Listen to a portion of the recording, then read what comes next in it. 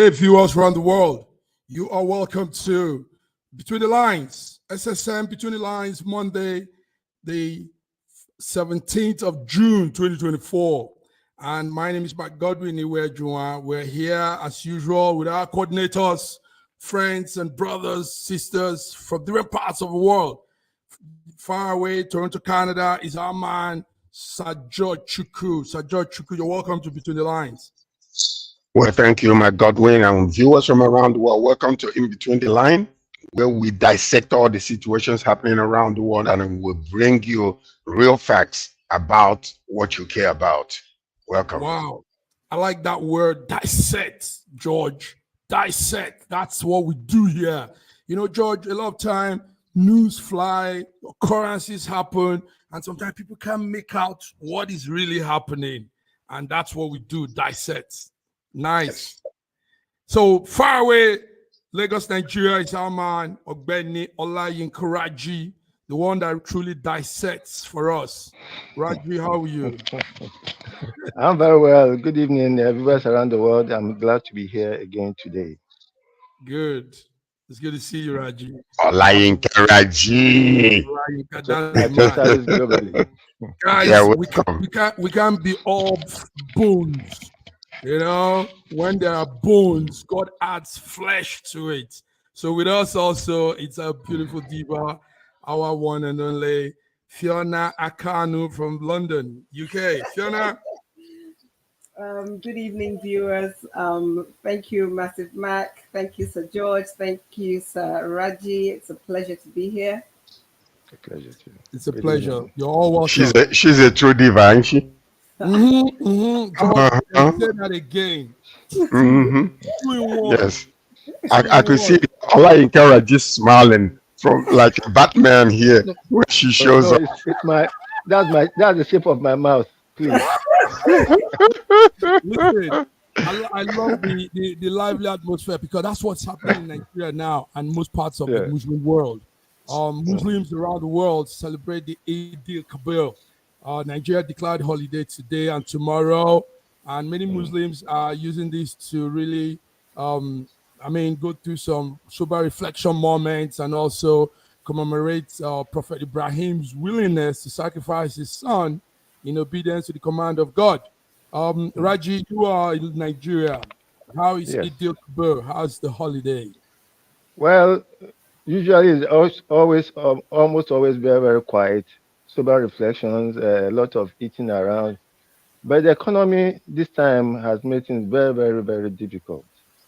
Very, very difficult. You could get rams as costly as 500,000 naira for a ram. And then having bought that ram, you now come to the issue of the ingredients you are going to use to cook that ram. You could get a few pieces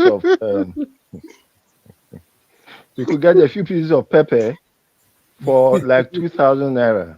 That piece of pepper, that is not even a handful. But people desire to fulfill their obligations to God as true Muslims, to sacrifice a ram and to be jolly and put all aside all the economic stress that you are going to go into. There was something that came from was it Sierra Leone or Gambia about the way they do their things. In Nigeria, as the festival comes closer, things get very, very expensive. Whereas in their own case, as the festivals come closer, they tend to reduce prices so that everybody will have a chance to celebrate. And I think we should. It's something that we should. Ask a question, Raji? Can I ask a question, please? Now, please, the ram that you guys use to sacrifice, does it represent that ram that was, presented to Abraham on the Mount Moriah in place of Isaac? Is that what it is? Yes, that is a symbolic. That's what it is. Okay. This is that time when they commemorate that Prophet Ibrahim willingness to sacrifice. But they call Abraham. But you mentioned that he sacrificed his son. I don't understand it. Where did you get that from? No, I just wanted Raji to answer. Okay. No, it's the same Abraham Isaac story in the Bible. That is the same with Ibrahim and Ishmael. It's the same. Okay, The so same story. you're It's talking a about faith. okay, but Muhammad did not sacrifice anybody. No, It is no, not no, no, Muhammad. no. Okay, So okay. far, it hasn't come to I just Muhammad wanted to at all. understand. Yes. Okay, all right, Yes. thank you. That's why ram, goat, and sheep is being slaughtered this time, because Yes. Okay. it was in place of the son. I Just the wish I same was in story. Nigeria to eat The same story. The same Oh, ram story. there's a lot Fiona, soup. of Yeah. how will there's a you? lot of Yes. ram. Yeah, the Lord Ram. Yes, Raji said something very important. People can afford, as before, people can afford to buy the Ram economic situation. And we've been talking a lot about that here. How will you compare this time to the other times when families will eat? In fact, food will be brought even to Christian friends, neighbors. I remember we having food too from our Muslim brothers. Mm. Those days. Fana, what was those memory like for you? I mean, yeah, I think what you just mentioned. I mean, Ilea, as that's what we called it Yeah. when I was younger. So Ilea was, a big thing. I have cousins that are married into Muslim families, so we celebrate everything. We don't have we're not it's Ilea, we get Mm. sent meat. It is Christmas, so so we're good on that. And it's important to understand the importance of all these things. Of course, things are very difficult in Nigeria, but the people that are enjoying, I have lots of friends that have headed to Jebu now because Ujudioba is on Tuesday. Yeah, Judio Bar. Whereas on Yes. Tuesday, they are family friends. So I have people that have been in Ijebu for the last 2 days, and it's been literally partying the whole time. So Yeah. I know that, well, but Nigerians, no matter how it's, people still Oh. push for that enjoyment. So, I Mm. hope everything goes well tomorrow during the festival as well by the tunnel, and we just, Thank pray you. that all our sins. I, George, as go ahead. okay, as the thing, Go ahead. as we celebrate the Eid al-Kabir, something massive is still happening. The saga continues in Kanu. The Emir of Kanu, Sanusi, is still having issues. This morning we heard he snubbed the police ban on his Doba. There is this thing called Doba they do. In a Mm. time like this, they come out with the horses. They have this very beautiful march and everything. So, George, we thought that whole Emir ship thing will be over now, but are you following that tussle? It continues. What do you have on that, George? Well, I think they have brought politics into the culture and Politics. tradition of Nigeria, which is very, very sad. This thing is, actually, with a family, brothers, I mean, blood brothers, as a matter of fact, Cousins. cousins, just fighting over, and then politics is entered into it. I think that they need to call elders in that area to sit down and culturally and traditionally sit down and discuss how to be able to just bring peace among these people and to ensure that we don't politicize this, because once politics enters into it, it becomes something else. But on that tone also, I want to extend my condolences to the people that lost their lives in Mecca during this Hajj Yes, because of the yes. extreme heat. We're We going just to want to yes. extend our condolences to Mhm. those, and also whoever it is and whoever is there, to please make sure you don't die trying to appease whatever, your God and everything, simply because you want to stay in the sun. Save your life so you can be able to worship, because when you die, you're not going to be able to worship anything. So that's what we're going to extend, Uh, condolences to them. uh, uh, Hopefully that things will turn out all right. Okay. Go Mr. ahead, Mark, Reggie. can Yes. I make a point about that one? Okay. For some people who die in the Holy Land, it is probably a wish Oh. to die in the Holy Land. So Ooh. it's not so sad for them. In fact, Ooh. So I want to address maybe they that. have a direct path to heaven or to Aljana. Ghana. Okay. So it may not be it may not be an intention, but I It may understand. not be. It may not be an intention, but I understand what you're saying. Mm, I think that one of the things that, for me, has always been very interesting is that people say, oh, I'm going to Hajj, or I went to Hajj and everything, and people don't understand that it's also a grueling physical exercise. It's not just, oh, we don't go somewhere. It's grueling, it's long, it goes on for days. And in Saudi Arabia at the moment, they're experiencing 46-degree heat, yes. And this whole heat, we had a doctor and also a media person who died recently in Greece. So this global warming thing is also a factor that's also part of this whole thing. So going on Hajj is a physically, it's a big commitment. It's really, it's what, even just walking around the Kaaba is it's and they do it several times. So for anybody that goes there and completes it and everything, it's really a pilgrimage. It's really a pilgrimage. And of course, as Sir George said, our condolences go to all the families there, because I'm sure that anybody going there having lost their life there, I'm sure that's not what the expectation was for their family. So our condolences to them once again. Thank you. Yeah, George, go ahead. Can I just say something? Yes. I'm hoping and I'm praying that our president, one, because of his age, number two, because of his medical situation, to please ensure that he disallows some of these things, that they gruesome things, because you have to walk as there's somebody saying, when you're fast according to your medical condition. When you're driving, drive according to your weather condition. But in this particular case, we are praying that the president will not be susceptible to those type of gruesome exercise. We need him alive. We need him healthy. So let him consider his age if he's there, to make sure that he stays alive for us. That's all I'm going to say. Thank you, George. Yes, viewers, you're tuned into Between the Lines Monday. 14 Jordanian citizens died while doing the Hajj pilgrim in Saudi Arabia. And like Fiona and George said, everybody, it's intensive heat that has caused that death. They said 14. And we are even hearing of about 17 other people missing right there in the Hajj. The Hajj is something very vital for Muslims. This year, it gathered about 1.8 million people, according to the Saudi officials' number. So, yes, we don't want that. Raji said it's a pleasure for some people. Some people find it as an honor. For some people, yes. That's an interesting one. Okay. So, guys, let's move on to other stories. So we've talked about the emir having issues. What happened today was the Doba, like they do on the Eid al-Kabir day, like today, got a lot of problem. Police came, they stopped the one they were doing in Kanu, and the one in Nasarawa was also put on hold.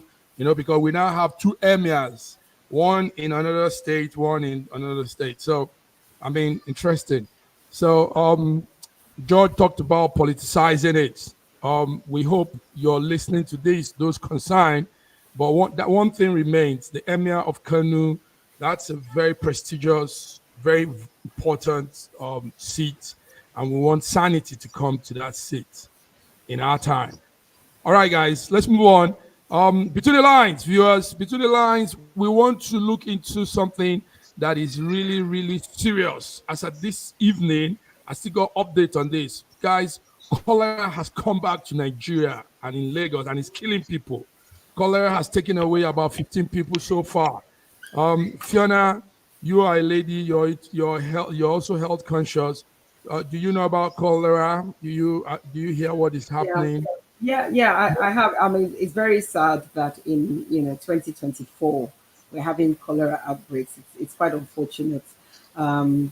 Usually it's to do with hygiene, sanitary conditions, water, etc., etc. So that in itself is quite disappointing. That in the 21st century we're in a situation where we haven't got enough potable water for people to actually take care of the necessary hygiene needs. So of course, I mean, our condolences, of course, go to the families that have lost people. I mean, it's kind of it's triggered obviously gastrointestinally, and it kind of goes, and it can become you can become very ill really quickly.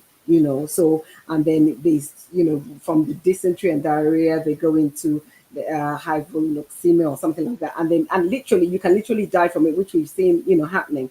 I don't know how robust the measures are on the ground for response to people that are presenting with the symptoms. I don't know whether because when things like this happen, there needs to be a very rapid response by the states involved, and it's not just in Lagos State though. It's actually across, I think, 30 states in Nigeria have had cholera outbreaks. So this is not something that we should just take, sitting down. And it's highly infectious as well. So, I mean, I think it's important that everybody's really cautious about everything that they do going forward, at least until, it's brought under control, because we would hate it to become an epidemic. That would be a real problem. I don't think we have the health resources to manage it. So, people have to be careful what they're drinking, be careful where they're drinking and eating from, because I know a lot of people eat a lot of stuff on the roadside, this, that, and the other, and we all know hygiene situation is not that great. So my advice would be to really be very, very cautious about where people are eating and drinking from at this time. Thank you, Fiona. Good one. Shows you're really health conscious. Raji, so what's happening? I mean, in the 60s, we had the song back then, Ebenezer Obey sang about cholera those days. I remember as a little boy, early 80s, late 80s, that song played on the radio for a long time, telling people what to do, how to be take care of themselves.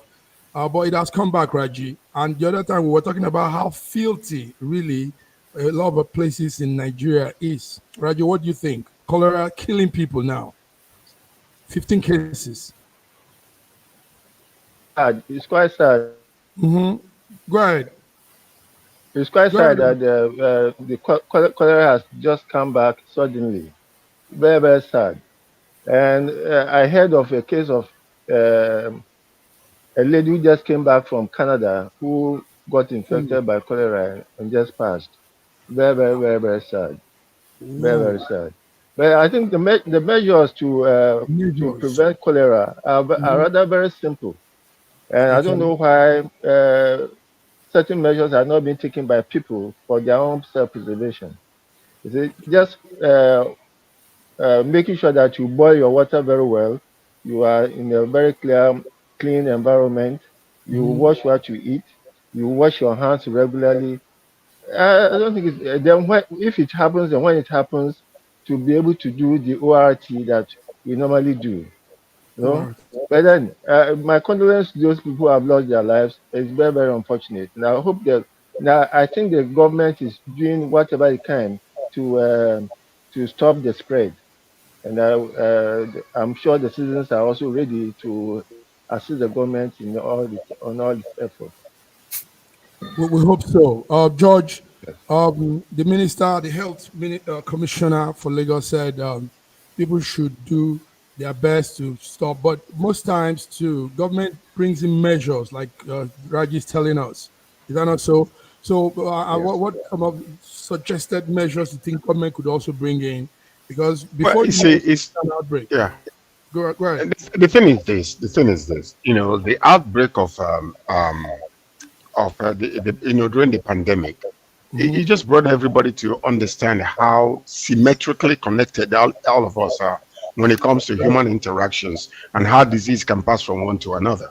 So this should have been a lesson that we would have taken from that pandemic, into this particular time, whereby many people can sit and understand that human interaction is very important, but also making sure that you keep your environment very clean, taking measures into what to do regarding what Fiona just said about boiling water, making sure. But if you look at it in a nutshell, really, some of these things are stemming from the failure of government in Nigeria.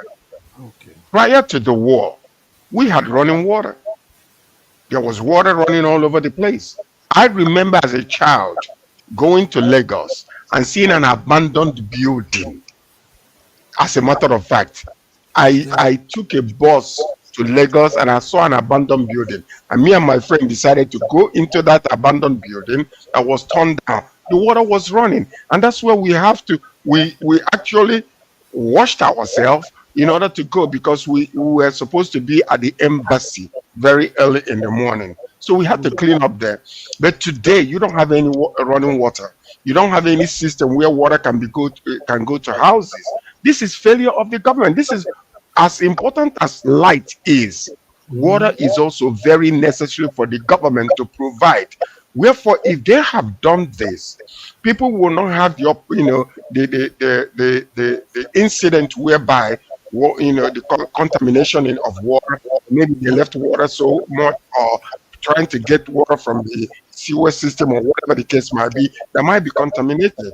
The government must look into that. I don't know whether it is possible right now in Nigeria to begin to go from city to city, state to state, to develop the water system where people can get water from their home. Very soon in Nigeria, you'll be selling oxygen to breathe if care is not taken on how things are going. I agree with you. I think that the failure of the state to provide potable water is an absolute disgrace, to be quite honest. It's ridiculous. I got married 20 something years ago, and even then, so we've had a borehole in my compound ever since I can remember. And so I remember, that's how we've had water. So we've never had any, and it's interesting because they still come and give us water bills for some strange reason. But so this failure is not something that started today. I remember one time when we had all brown water coming through the taps. This was many years ago, and the system has gotten worse. And because people have also now built houses in the wrong places, the water, there's so many properties that they have tankers coming to deliver water. We don't know the origin of the water that's coming. It's just, it's all down to the state. Yeah. It's all down to the state. Well, before we continue, what we're discussing is very vital. But before we continue, George, they're telling us that the president is not in Mecca, he's not in Saudi.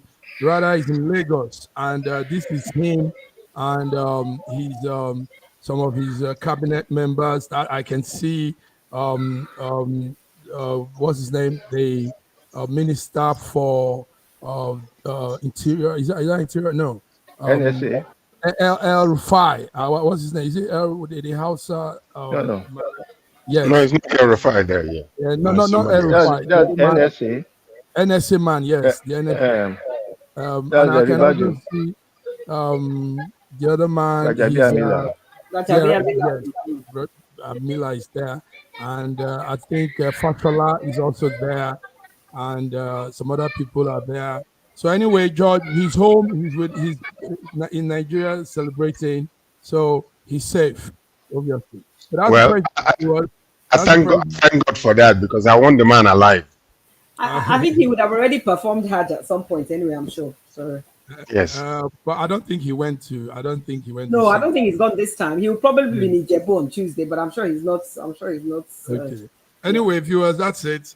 Just came in because George was concerned. George wants our president to be sound, safe. We all do. We all do. Nice. Yes. All right. So, cholera and the situations around it, it's not too nice. We need to really check on this because. Okay. Another thing. Massive Mike, please.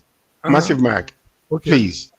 I think there should be a public service announcement. Okay. To educate people. Nice. How this disease spreads from one to another. The same way during the pandemic. There were, information going from, on Facebook, on the telephones. They can actually use, the telecommunication companies in Nigeria, whereby, where people get information, and do a public service announcement to let people know how cholera spreads and what to do to prevent it. It doesn't cost that much for the government to educate people. I know we don't have what you call a medical system where people can go to the hospital. Huh? It's already been done. It's being done? Oh, yes, it's already been done. Awesome. Yeah. Okay. The government is up to it. Okay. Yes, it's already been done. Okay, beautiful. But more, Raji, more jingles. A lot. More news. A lot is being done. You sure then why are people still falling for this? Listen, it's not just the A 17 people lot that is died. being done. That's why you have so you don't have you it is not a serious matter now because they have curbed it. A lot of education is being done. Yes. Okay, beautiful. I mean, Public massive awareness is mark, being done. massive Yes. mark. No. Jingles and Reggie, things. listen, Reggie, I know you're on ground. You're on ground. Good, do your job. But listen, Yes. Reggie, it's a serious issue. It's not what you're saying, Reggie. You're in upper beat, and It probably is. you don't know how hard it is. Listen, I'm getting the bulletin now. I'm going to put it out here now. It says it's critical. It's the way it's going. They say as at this morning was 14 deaths. Now it's 22. I just got this now while you're talking, and they said 480 cases of recorded cases. 420 suspected recorded cases now. So don't play with that. Don't say So now if you No. We want to blow the alarm. Let's tell them that listen, this thing can become a pandemic if we don't take time. It's not something we take lightly. I think your anxiety level is much more than what is on ground. Anxiety. I'm assuring you. As you're talking, I'm getting my bulletin here. I'm getting my cables. I can assure you. You mentioned that I'm on ground. Yes. And it is not that. Yes. So we look at the ratio. We look at the ratio of deaths against the general population, and we see that it's infinitesimal. No. Every life. Hold on. Every life matters. Let me go on. Every life matters. So government is doing everything it can do to stop it. Okay. It has not gotten to the. Okay. Everything is doing, yes. I agree. The government is making public service announcements, but I don't think that we can talk about government is doing everything it can to stop it. But I don't think we can talk about it enough because the virulence and the speed at which this thing can spread is the issue. It's not that the government is not doing anything, but we need to keep talking about it because it can spread like wildfire. And that's the issue. And Fiona, guess what? Hold on. Let me finish, Mark. Let me finish. Okay, so if I'm in my house, I will feel quite okay because it's me, 3 other people in my house. But imagine people that are 6 in a room, 10 in a room, sharing the same bathroom, toilet, no running water. So the potential for this to become an epidemic like that with 80 million people in Lagos is something that we can't imagine. And the government is aware of it. I don't think let's just believe that because you remember government is doing everything it can do.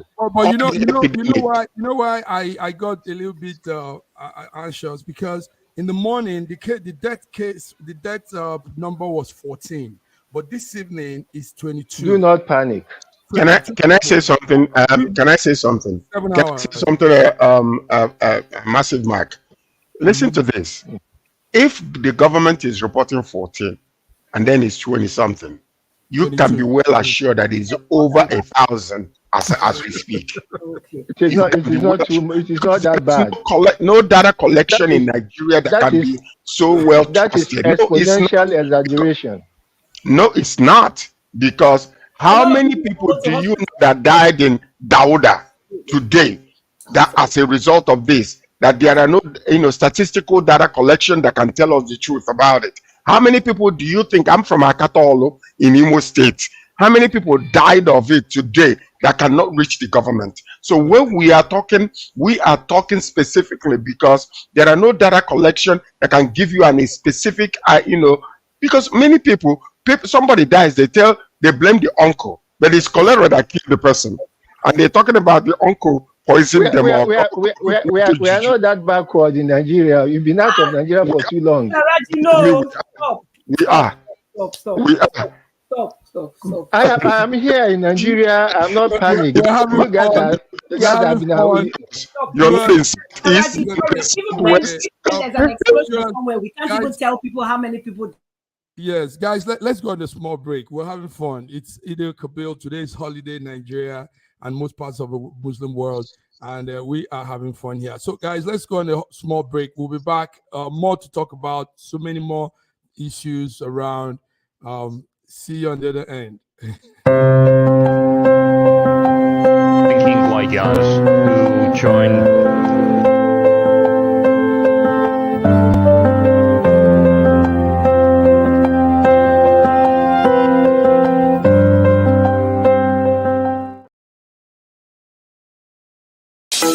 In a world where news flies around every minute, you need the ability to relate and connect with what matters and stay up to date. Schengen Story Media News Echoes program is Africans in Diaspora and at Home's leading English news network, one of the most trusted, respected sources for news updates on current affairs as they affect global Africa.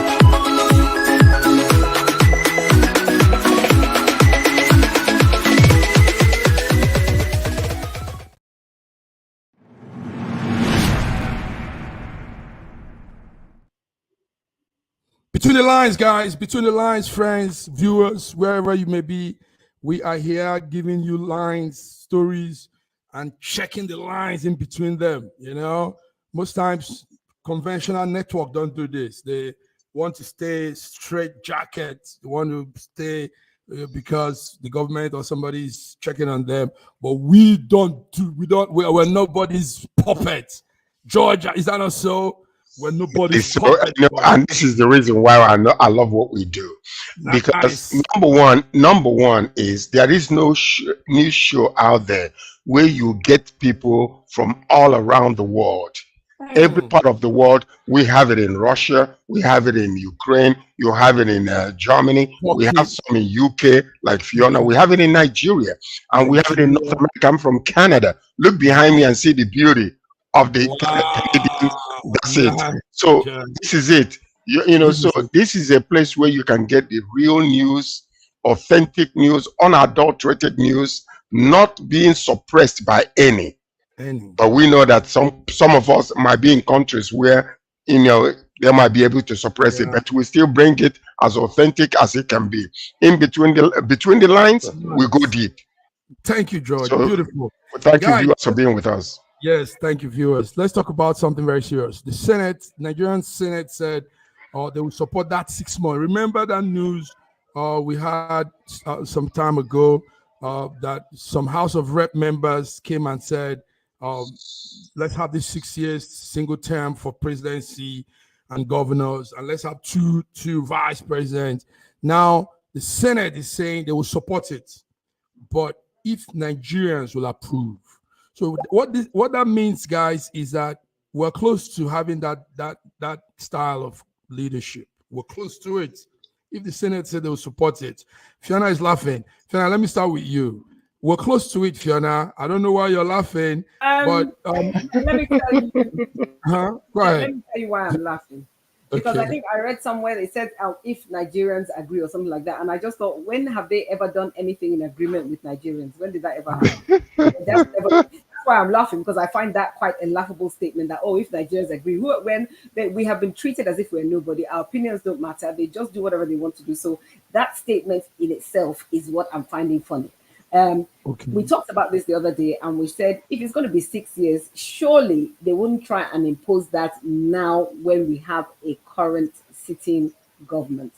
If they try to do that, which will mean extending from 27 to 29, am I right? Yes, to 29. I mean, that will really fly in the face of anything proper, in my opinion. It's one thing to say, the next, in the next dispensation that we're all going to vote for 6 year tenure, but for them to do it mid-flow, I don't see that, and I don't really agree with that. Even in a normal exco, any alumni exco, whatever, you can't just come in the middle of proceedings and just change the tenure for some reason. That's absolutely, but it's Nigeria, so in Nigeria we've come to expect the unexpected. So, what you're seeing. Yes, George, you're laughing too. No, because she said this is Nigeria. You expect the unexpected. Everything happens in Nollywood. Hollywood. Everything is possible. The impossible becomes possible with Hollywood, and that's how it is with the Nigerian government. The point about it is this: it's not even about these 6 years or bringing 2 vice presidents or whatever the case might be. We need to go to the root cause of all these things. Go to 1999 and change the complete, rehaul the whole entire nation, the political system, rehaul the entire federation, and bring what they know as truth that will help our country change. Because what we are still standing on is the the military constitution that was erected during the military regime. So now that we have actually successfully gone to have almost 25 years, in this democratic process, we need to now begin to look into what kind of system will benefit the whole country. What kind of system can keep the unity of Nigeria as a whole? What kind of system can actually benefit everybody, where a playing ground is put together, where every region will be benefited, and no discrimination, not by nation, not by tribal sentiments or religious sentiments or whatever the case might be. This is exactly what we're looking for. So I know a number of people that came together to put some of these narratives out there and bring it to our mental processing to take care of. We need to go back to 1999 and change the constitution, because the people who put that constitution together were the military. And number two, most of the things that we are riding upon is the coattail of the kind of government that we have rejected. So now that we are in this process, let's do it, and do it once and for all. So Nigeria can stay as one Nigeria, and it will benefit everybody that is involved. Can I speak to what you just said very briefly, only for a second? So go ahead. I understand what you're saying, Sir George, and I align with what you're saying completely. And I think we will be better placed if we focus on that than creating different states, changing our national anthem, doing all those things, all under the umbrella of a rebrand. Perhaps we should start with the core, which is the Constitution, and start the rebranding from the core, as opposed to starting it from all these layers that are not really that significant at this time. So I agree with what you're saying, Sir George, 100%. Okay, thank you, Fiona. Viewers, what you're seeing is the session where the House of Senate President said, if the public will agree, they will approve. I want to ask you, Raji. Nigeria we don't understand referendum. There's something called referendum in governance, where the people vote for a particular choice or plan or something.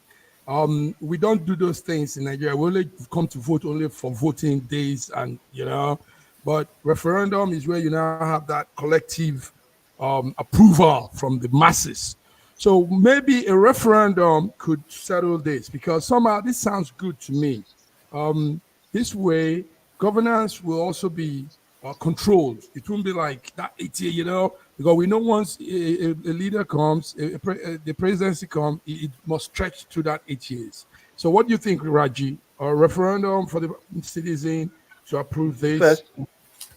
First and foremost, you see, there are constitutional processes for changing the form of government that we have. So all these 6 years for 2 vice presidents, it's just like a suggestion. The current National Assembly cannot do anything to affect the tenure of the current government.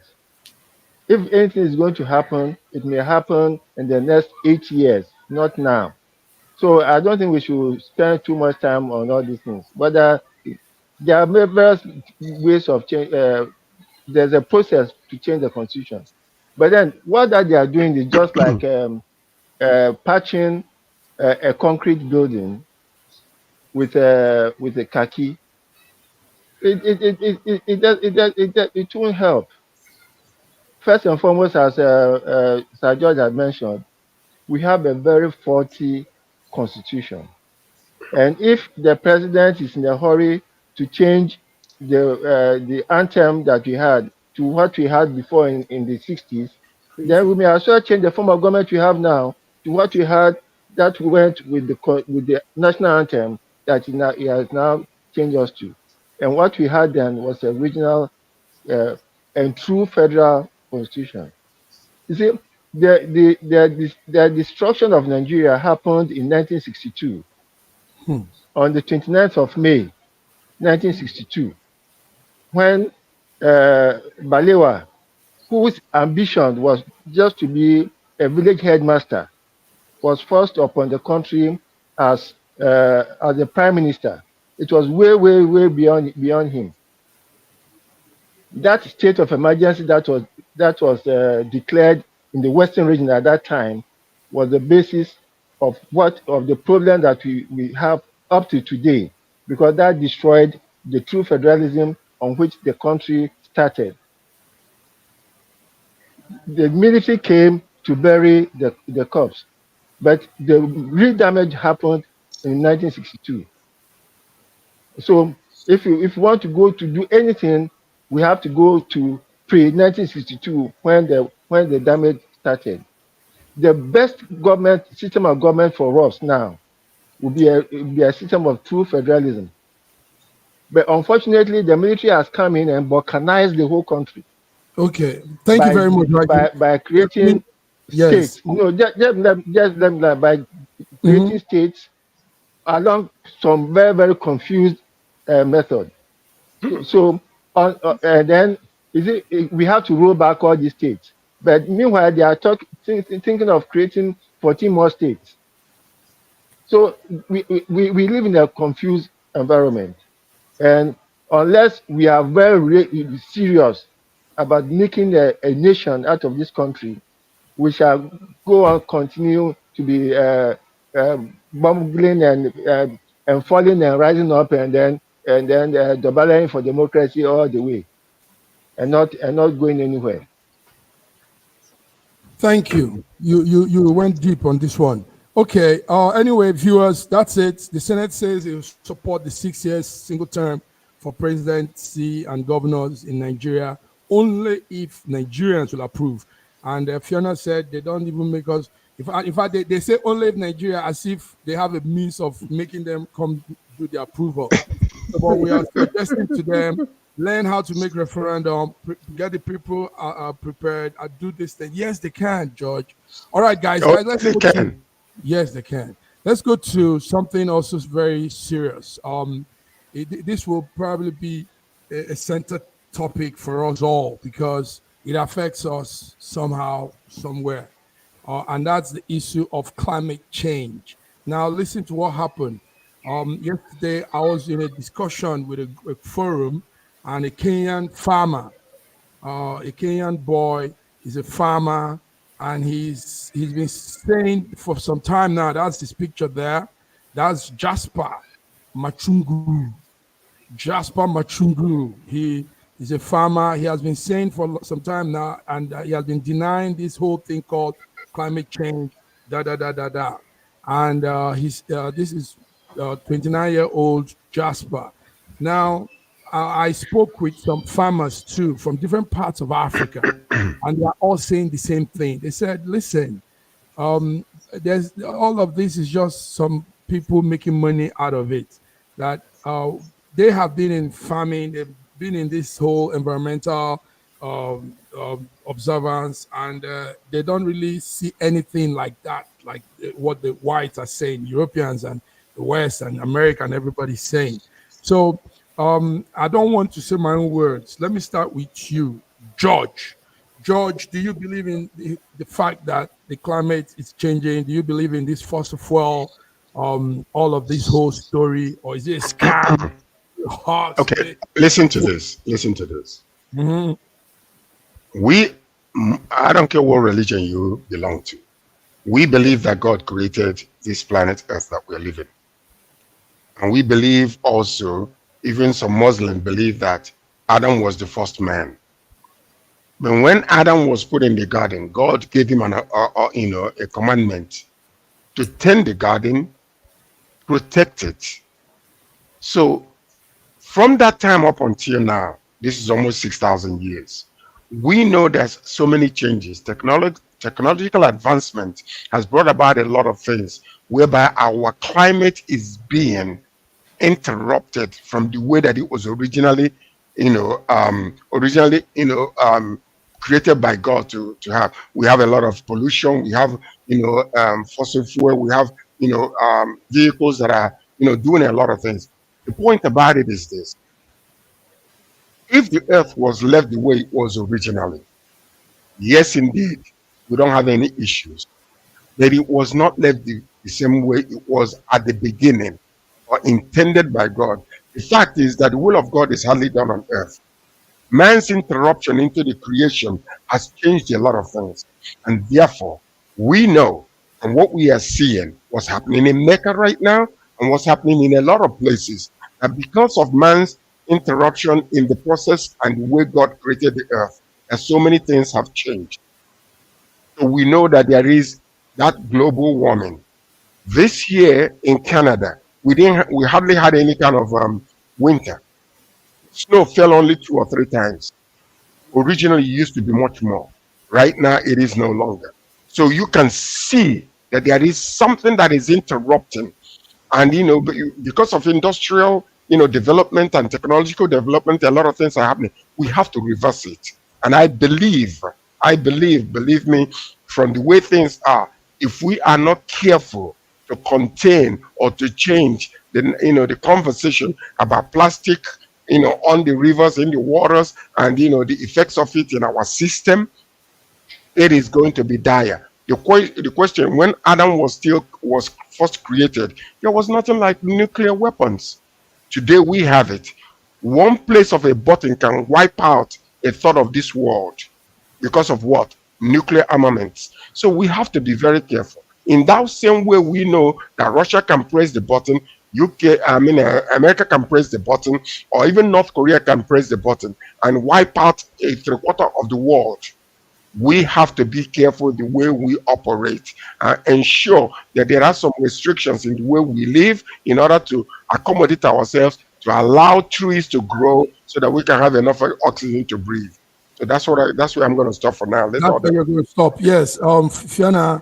What scientists are saying is they've proved that the Earth is heating up because of greenhouse gases that is emitting into the atmosphere. But what this young man is saying is that warm climate is good for life, is good for us. And that warm climate is not coming because of any of these things like George have said. He's saying that this is how the Earth is moving at this point in time. I know for sure that when the climate discussion came up, it was more like, but before we continue, let's bring in our man, Godwin, Moscow, Russia. Godwin, how are you? We can't hear you, Godwin. Godwin, touch your mic. Fiona, that's it. So the man is saying, it's the young man, Jasper Machungu, is saying that the whole thing is like a hot. Hello. Okay, Godwin. Thank you so much for having me. Mm-hmm. You're welcome, Dr. Godwin. So Fiona, what's your take on that? What's your take? So I'm not a climate apologist, but I do. You don't have to be. I do feel that we have to do better. I think we have to do better when it comes to the environment. However, I think governments will also do well to be really transparent about what is actually happening. We're under the cosh for recycling, we're paying for plastic bags, we're doing all these things, which I assume is a fantastic way for raising revenue. But actually, I would like to have like more clarity in terms of whether these things are actually the things they say are actually happening, because it's all well and good for the government to say, well, it's our plan that we're not going to give plastic bags after so and so time and everything. But what I want to really understand is all this landfill and everything. Are things really? Is there at the core of it? Is there an actual change? 100%. I think the drastic we've had over the years, there have been drastic things that have happened with the weather, but I think the increased frequency of this more horrific and terrifying weather phenomena is a clear indication. And it's not just about heat, because global warming is not just about heat, it's also about rain, it's also about water. So I think that there's definitely an argument that would agree with the fact that definitely there is something is happening with the climate.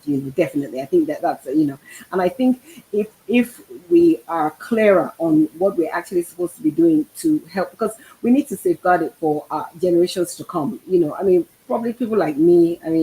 It's whatever. I'll be fine. But my grandchildren, my great grandchildren, etc., etc. We want to make sure we're living a planet that they'll be able to at least walk and breathe. I remember during COVID when we didn't have planes overhead, etc., etc. It was quite interesting. where I live is quite suburban, shall I say. And it was really interesting to actually wake up, and it was like bird song, and it was like, it was actually quite different. It was actually, it was actually significantly different. So, I mean, there's definitely an argument that, we're impacting the environment. There's so many of us out, in the world at the moment. So, whatever can be done to educate and make us kind of look at it as a from a systemic point of view, I think will be helpful. Yeah. Okay, systemic point of view. Raji, you and I stay on the same line in this whole discussion. I know some of the people you listen to, they are my friends too. From the onset, Raji, I knew Al Gore started this whole thing. I knew it was a ploy. It wasn't. He didn't have real, authenticated reasons to start it up, but he ran with it. And our man Dan was saying he was the first to come up with that. So what's your take on this whole climate thing with what the Africa boys say? Now, whatever it is that is supposed to be causing global warming. I think it's from carbon dioxide. Okay. And then we can actually look at what happened in 2020 when there was virtually no vehicular movement across the world. Yes. No planes were flying, no cars were hardly moving, and we are not burning fossil fuel. However, it was noticed that the carbon dioxide content of the atmosphere increased. Okay. The same thing happened in 2008 when when there was some economic downturn that constricted people from moving around. Carbon dioxide increased. Now, let's look at the science of it. What is the percentage of carbon dioxide in the atmosphere that people now are worried about your carbon footprint? Do you believe that the carbon dioxide content of the atmosphere is 0.04%? 0.04, not even 0.1, 0.04%. And how that amount of carbon dioxide could affect the world it still beats me. Now let's look at what they said was that sea levels were going to rise. Sea levels were going to rise. Okay, now we look at London, look at Florida. Bankers are the people who are almost always aware of putting money where they can always get it back in multiples. But you can see that currently investment in coastal estates around Florida and London has increased.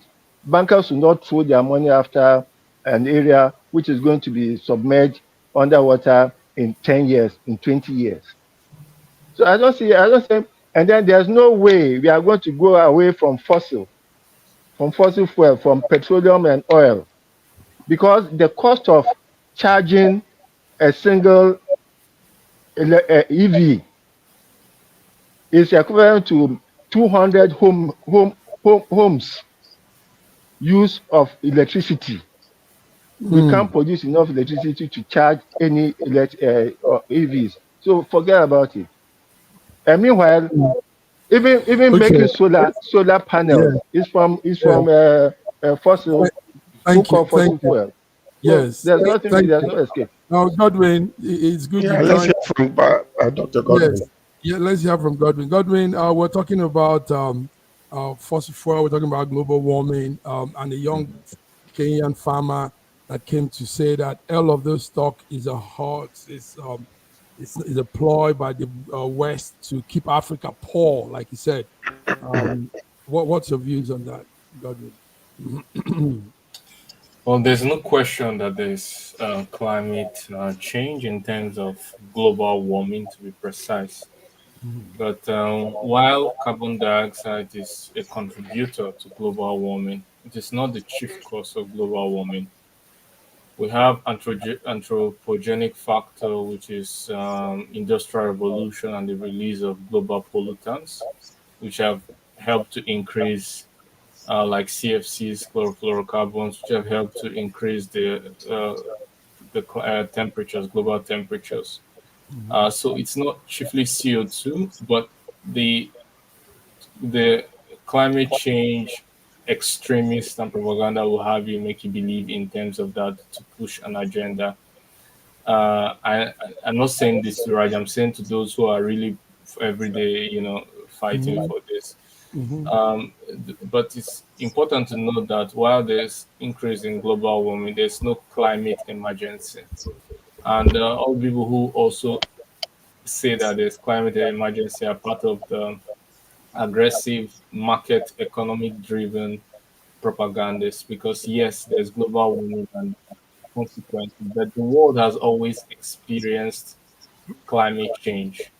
There's been cold cycles, warm cycles, there's been ice age, no doubt about that. But Different this is a stages. situation of global warming. I also want to add that the figure that is being quoted, like 97% of scientists agree about global warming, for example. This was based on a study for which just 12,000 scientists took part in. So it's not really representative. We should always allow all sides to speak, because we saw it with COVID. While COVID is real and the vaccines helped in some way, but there were lots of health concerns that were raised up with the vaccine, and the fact that even after the vaccine, it was still possible to transmit the disease. But those independent voices were put on a leash, and everyone was forced on lockdown. So it's always good for us to at least also listen to both sides, including climate deniers. Nice. Thank you. Can I say something? Can I just have just a simple addition to it? You see, one of the things that when we deny climate change, if you go to China today, there are certain places like Guangzhou. When you go there, every friend of mine who's a business person that have traveled to that place, I have had reports about the breathing situation. Even the atmosphere itself, the color of the atmosphere, most of them will stay indoors, because when they go there, people that suffer with asthma will, it will increase the intensity of it. Dr. Ibe, you can tell us a little bit about that. So to say that there is no climate change, because God created the earth the way it's supposed to be, and therefore he knows exactly. Mankind has already put his footprints on the earth. And there are so many advancements. It's just like, saying, oh, nuclear weapons are not going to kill anybody, because man have, developed nuclear weapons. Just press the button and find out whether it's true or not. It is true. Plastics are bringing havoc on the seas and all over the place. So we really need to manage the earth the way it's supposed to be. If there are things that are trending out there that is bringing relief to people, that is convenient, but it's on the other side causing harm, we need to try to reduce it in order to just make sure that the atmosphere is conducive for our breathing, for our existence, that is not going to cause issues for people that are having some medical issues. So that's what I think we need to do. Yes. George, we're with you. Take note that the angle you're going to is reasonable. Checkmating excesses, damaging the environment. That's important. That is, yes. That's the point. That's the main point. That's the main point, guys. But not emergency running up and down. Yes. Everybody taking away their freedom, and also lockdowns because of fictitious emergency that doesn't exist. Thank you. So George, don't get us wrong. No. I'm with you guys, but it's just that don't deny the fact that there is the existence of changes in the atmosphere. I'm not with the tangents that are running crazy, going like there is we're gonna all die tomorrow because of global warming, or the case might be. No, we have to be in the middle. We have to be balanced like in the way we approach. The little girl behind me here, the little the Norwegian Finnish girl or something. Okay, fellas. Greta. Good, Greta Thunberg or what? yes, Greta. good conversation. We'll continue with this conversation because this is human. It affects Yes. us, like you said, and such things should be said. But we also have to say that yes, environmental sanitation, environmental consciousness, keeping our environment clean is important. Everybody, we need to check on that. Godwin, tell us briefly, very fast. Russia says it will cease fire if Ukraine withdraws troops from the four region. Is that true? Putin newsrooms are saying that Putin announced this on Friday. Is that true? Well, these two topics are very, very related because you can see the hypocrisy glaring at you. So one, people say they care so much about the weather, Paris Climate Accord, but yet the sponsor was like no man business, and the military industrial complex just milking the citizens as much as possible for their own pockets. Now, concerning what Russia would do, recall that Russia and Ukraine had reached an agreement in Istanbul before it was torpedoed by Boris Johnson, ex-PM of the UK, and it shows that they can agree, and it shows that there's a middle ground somewhere. But we understand that right now it's in Ukraine's presidential decree not to hold a negotiation with Russia, and the summit they had, Russia wasn't invited. It was attended by a minority of countries, so it wasn't really something to take serious. But Russia has also released its own peace plan, and let's see what the way forward will be. Nice, thank you. Okay, guys, let's round up with let's round up. Let me just make a comment on that. Okay. See, we need to really, when we take away, all this international diplomacy, take away everything that politics is playing, and come to a common sense negotiation, you will see Russia will agree, Ukraine will agree. But it's the interruption and the interference from all these political, war affairs that are just interrupted. And then they're fueling a lot of things. I believe that Russia and Ukraine, they are brothers, for goodness sake. These people they are hewn from the same stone, whether we like it or not. It's just like what's happening in Kano today. Let's allow common sense, bring elders to sit down and bring sense into that place. This is exactly what needs to happen. People are dying. The way it looks right now is practically impossible for this war to end. But if the world will step aside and allow Ukraine and Russia to sit down, you will see that they will come to a common level of understanding that will be profitable to both two nations and the world at large. I'm telling you. That's my own opinion. Sorry, but Gordon just said it. Before the war, there was an agreement, and there was not going to be a war.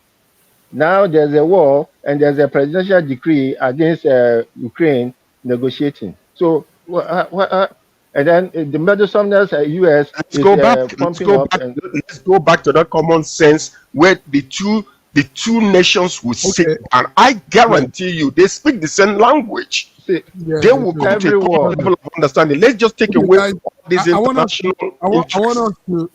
Thank you. I just wanted Gordon to give us an update on that. I want us to end with something that concerns us as Africans and a people.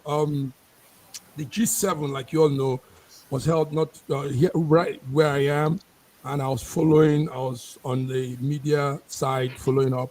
Now they committed about $420 million to Africa. I was giving to Africa, and for infrastructure, for some things they said. Now, this is the between the line gist here. Now, listen to this, guys. We say we want to be independent. We say we want to do our thing. We blame the West for interfering in our lives and our development. Now we come to take money from them. How do we get out of the shackles of the West when we still come to take money from them? Fiona, let's run with you before somebody pulls the plug. Who's talking? I mean, how do we get away from the shackles? I mean, whilst we're still being run by a bunch of selfish people that don't really have their people's interest at heart, I don't know that that's going to happen.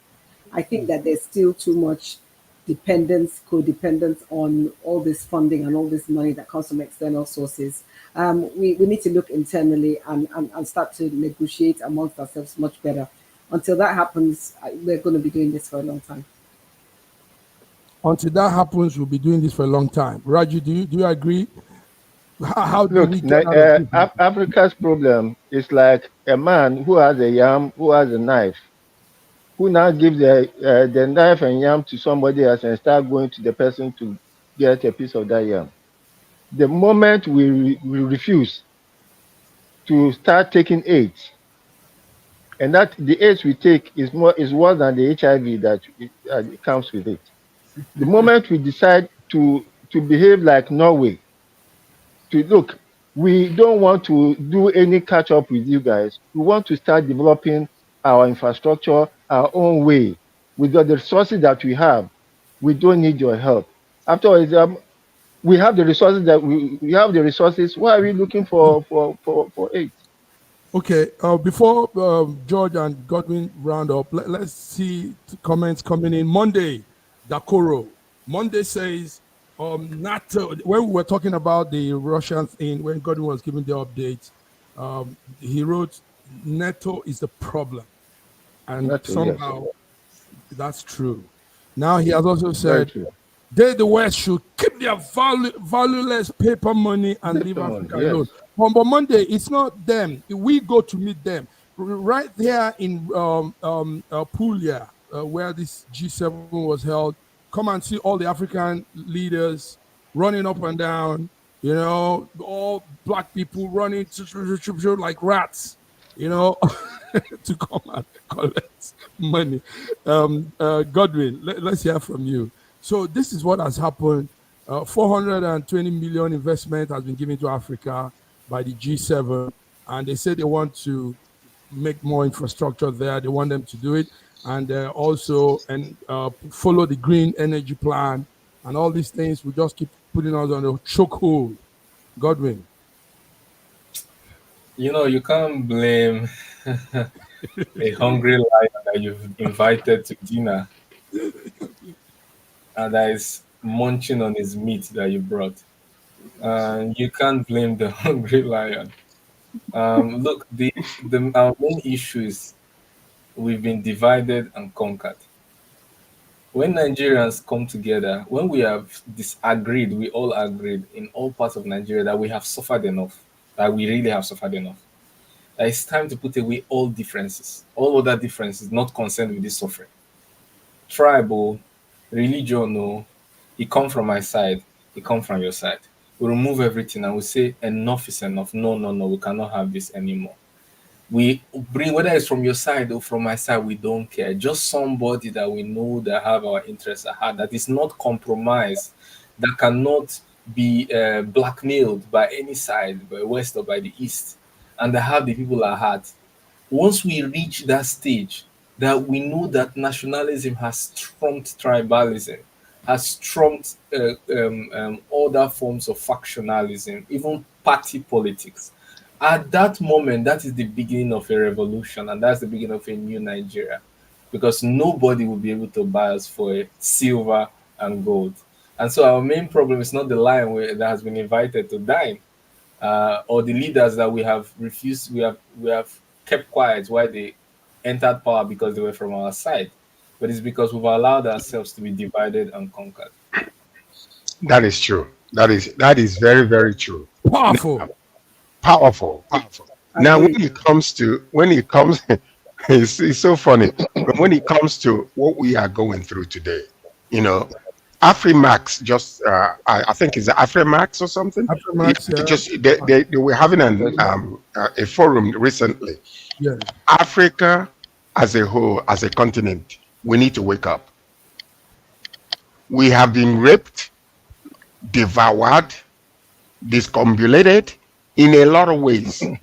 We're coming to our senses, but the problem we have are our leaders with still that beggarly mentality, whereby and every leader that ever stood up and wanted to put Africa together with that Pan-African mentality, the West and others, they have eliminated them. It is time for us to now wake up as a continent and begin to find a way to put ourselves together without any interruption or susceptible to that external guidance that we have had before, to understand that the resources that we have is much more than enough to sustain our continent. Come together and begin to put our heads together. How is it that we can help each other financially? We don't need any aid from the West, because the aid is they give you with one hand and they take a lot with the other hand. And that's how it's been.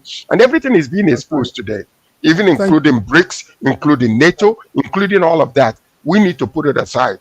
Come together as a continent and say to these people, yes, enough is enough. We have been raped enough. We have been abused enough. We need to now stand on our own to deal with every other continent in the world from our own terms. And that's what it's supposed to be. Thank you, guys. You all have been out there. Nice. Thank you, viewers. This has been Between the Lines. Between the Lines today, 17th of June, on the day of Eid al-Kabir, the Muslim holiday.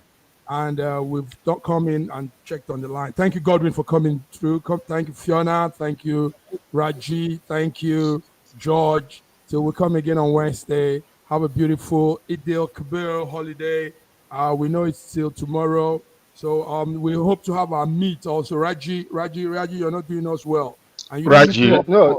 Raji, There's virtual meet. There's virtual meet already. Raji, check your mail. Fuel your success. SSM invites you to kickstart each weekday with our news update, Between the Lines, featuring the week's top news and analysis, and the most attention-grabbing lines, Deciphering World Event.